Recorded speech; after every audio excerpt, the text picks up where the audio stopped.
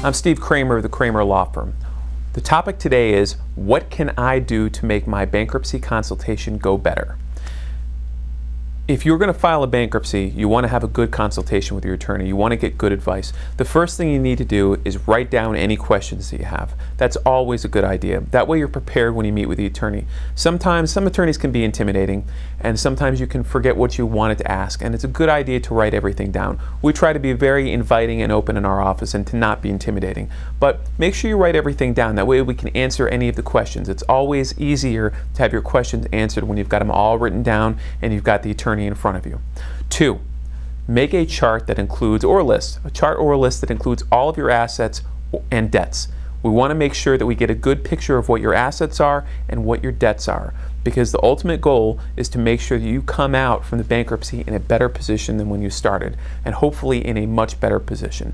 And also, if there's other alternatives to bankruptcy, we want to be able to explore those, and by having a good snapshot of your assets and your debts, we can do that. The third thing that you can do to make your consultation better is make sure you know how much everybody in the house earns. The standard in the court here in the Middle District of Florida is heads in the bed. All right, what is the income, including all of the income in the entire house for everybody? Okay, and that's what we need to know. So if you can bring some pay stubs in, that'd be great. If you've got tax returns, that'd be great too.